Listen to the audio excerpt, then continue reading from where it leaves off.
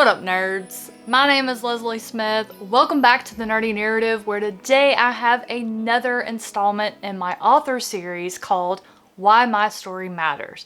I would love to take the opportunity to introduce you to author Troy Knowlton. Troy is from Southern California, where he is an X-ray technologist by day and an author by night. In 2022, he released his debut novel called Seekers, The Winds of Change, the first in a series that will contain 4 books, and I am so happy to know that we will have more. Before we hear from Troy, let me tell you what Seekers the Winds of Change is about. The events of this story are really set into motion when there is an assassination attempt on Lunaris, who is the Sovereign of Wisdom. He resides in the Archive, which is located in the city of Arga. As the assassin escapes out of the tower window, they notice the cloak. The cloak identifies the assassin as belonging to an organization of professional assassins called the Syndicate. This raises so many questions. Who has the money to hire this organization to attack Lunaris? On top of that, who would attack a sovereign? And then we get into the why. Why would someone do this? There's a lot of questions. Lunaris wants answers, so he sends the seeker named Orin to catch the assassin and find out who is behind the attempt. And he sends the seeker Tiris to locate an artifact called the Conduit. This is the primary function of a seeker. They are tools of the Empire meant to hunt down artifacts out in the world and bring them back to the Archive to be stored. We follow both seekers, Orin and Tiris, on their respective assignments, so you get both POVs. There are characters on each path that I absolutely loved.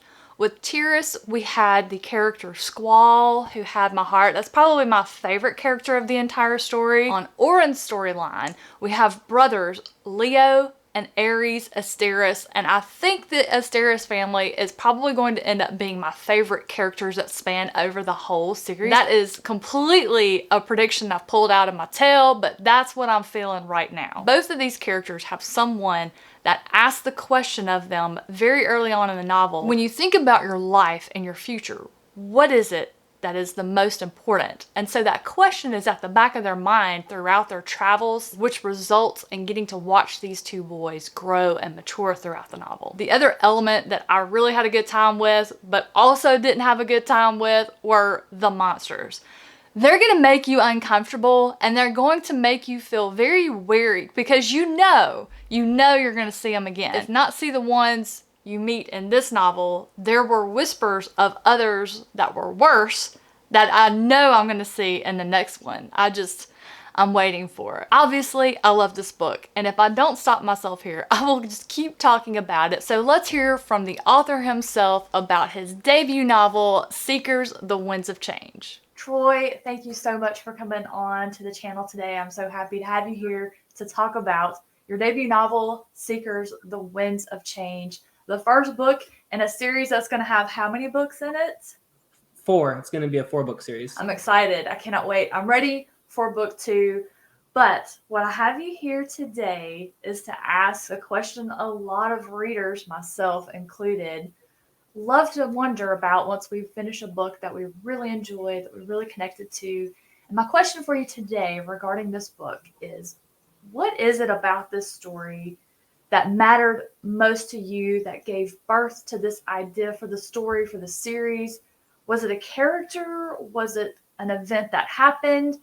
Was it just an idea you dreamed about and woke up and said, this is going to be the story. This is where I'm going to start my legacy, my author career.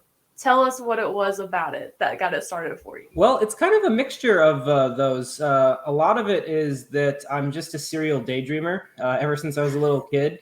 Long road trips, anything like that. I'm always dreaming up stories based on, whatever kind of media I've consumed. And so a lot of things had influence on me over the years. And I always kind of just had like some kind of skeleton of a story in my head. As far as the characters that showed up, they kind of had to take shape over time. My fiance, when she was going to school for her teaching credentials, she would spend a lot of long nights studying. We would go to Starbucks sometimes so she could clear her head. And I would have stuff to do myself, because at that time I was in the classes for my X-ray program, but I didn't have a whole lot to do, so I would always finish before her, and I'd sit there. And as time went on, I can remember one specific trip to Starbucks where I'm like, oh, let me just take a notebook with me. And so I did, and I started kind of jotting down just some random ideas that I had. Did I ever think that it would come to a fully fledged novel? No. But as I kind of started vibing a little bit more with these ideas, another thing that I always do besides being a serial daydreamer is I always, since I was a little kid, loved to draw fantasy maps for whatever reason. I'm a horrible, horrible artist. I can't draw anything to save my life, but I always loved the idea. Yeah, right. I'm terrible. I can draw stick figures maybe, but I can't even do that right.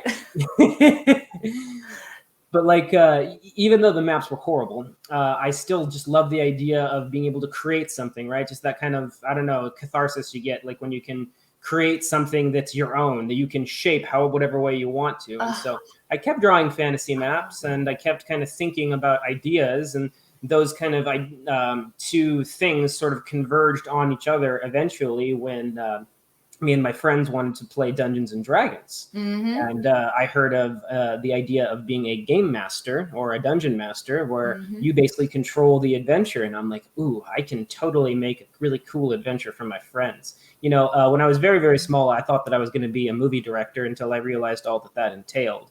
And then I quickly gave up on that dream. But this was sort of my way of realizing that. So I went really, really deep into it. I got map making software. I think I used WonderDraft for my first map of Tiarna. And that's what became of it, was the world of Tiarna. And I kind of made a makeshift story, sort of like how my story played out, but not quite. And as our D&D campaign inevitably fell through, just due to timing and, some of the people not really vibing with it, I still had all the stuff left over. So at that point, I kind of decided that let me see if I can write something. No experience, hadn't written anything to save my life besides essays and different things. I had no creative writing classes under my belt, nothing like that.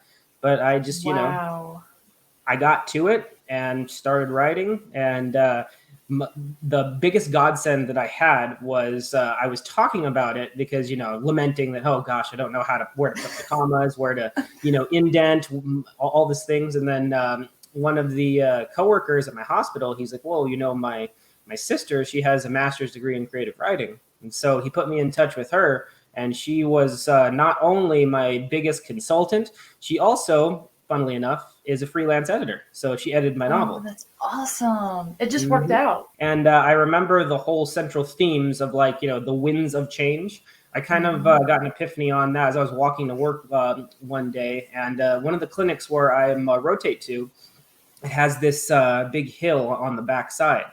And, that hill doesn't really belong to anybody. I think it's technically property of the city. But needless to say, it gets really, really long grass sometimes. And a lot of times, since we're in California, a very, very dry part of California, that grass will turn kind of like a rust gold color. Yep. And I kind of got inspired by just a really big gust of wind just going past that grass, and the grass just kind of flowing back and forth. And I'm like, that's what wind does. It comes by and it changes things. So that's kind of where I got the title. And I'm sure I'd heard it somewhere, because as it stands out, Winds of Change is a very, very popular subtitle for a lot of things. Yeah, we have so much in common. I am still a serial daydreamer.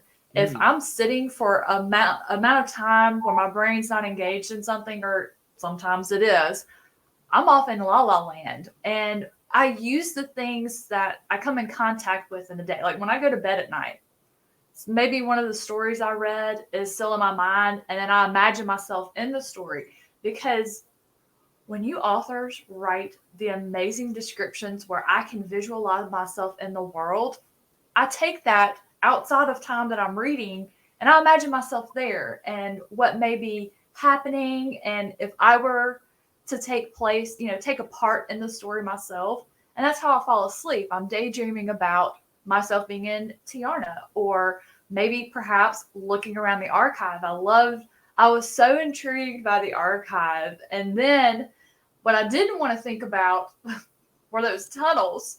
But then I am also fascinated with the tunnels. It's a love-hate thing. And, our buddy read your book with my friend Kay from Kay's Hidden Bookshelf.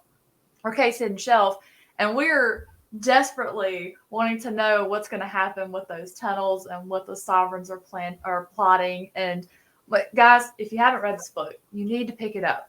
It's a fascinating read. It's definitely going places. It has a great build to the intensity and the pacing, and I'm so excited for the second book, which Troy is in the middle of writing. So no pressure there, but if you'll read Seekers the Winds of Change, you can join me in asking him for updates on the next book in the series. So I hope to see that one early next year. Maybe. Yeah, hopefully we'll see. Maybe closer to mid next year, but I'm trying hard in November. So the other thing I like to ask when I have authors come on the channel, is there any part of Seekers, the Winds of Change, that you feel is the heart of the story or just really conveys the theme that you just would love to share with us, whether if you would like to read a paragraph, a quote from a character, a description. If you would like to share that with us, I would love to have you read it for us. Oh, yes, I'd very much love to. I have the exact passage, and it's actually the very last thought at the end of the last chapter. It's so free. good. I just got to go grab it real quick. I'll be right back. Okay. Powerful, cascading gusts of wind are like a primal, visceral representation of the very aspect of change. People can be like young seeds, tossed around, growing in fertile soil, or falling onto the coarse ground.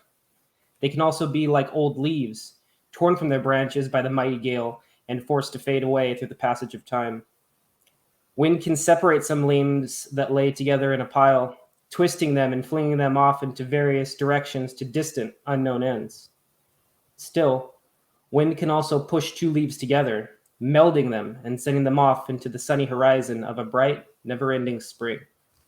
And that's kind of what the whole book is about. The book is about dealing with change, and that change affects different people in different ways.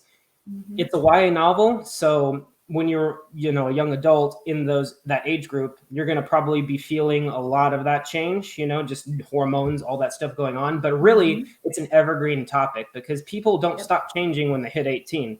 No. I know that. I'm almost 30, and I can tell you that the craziest amount of change to me has happened within the past 4 to 5 years. I've moved out, I've lost some people, I've had to deal with different things, taken on different positions at work, become an author.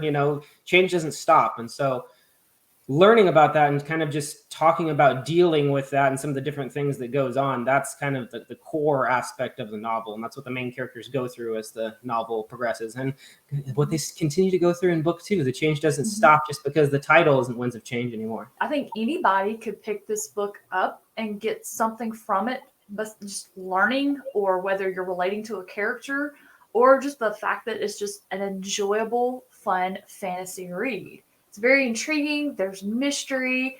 There's romance. That is hilarious. You could not have written that any more perfect. Thank you. When you read it, you are going to immediately think of a couple that you knew growing up that were exactly the same. I don't think you could have done that any better than what you did there. Oh, well, that's very high praise. Thank you so much. Well, Troy, I am so glad you came on the channel today. I'm so happy for anyone who may be watching to get a chance to meet you and get a feel for you and understand what it is about this story that mattered the most to you. And I hope that people are encouraged to pick up Seekers the Winds of Change. And if you get it and read it soon, you can join the rest of us when we pick up book 2 and see where the journey takes us and where the winds of change lead us and our characters. So thank you so much for coming on today. Thank you. I really appreciate you having me. This is an amazing opportunity, and you've just been so gracious to do this for me. Thank you so much. I really mean it. Happy to help. Happy to help. Troy Knowlton, everybody, about his debut novel, Seekers the Winds of Change. Guys, let me know down in the comments below what you think about Seekers the Winds of Change. Have you read it? Are you interested in picking it up? Last I checked, it was free with your Kindle Unlimited subscription. So if you have that service, you can pick this one up, give it a few chapters, and see what you think. Thank you so much for being here today. Have a fantastic rest of your day, and I'll catch you in the next one.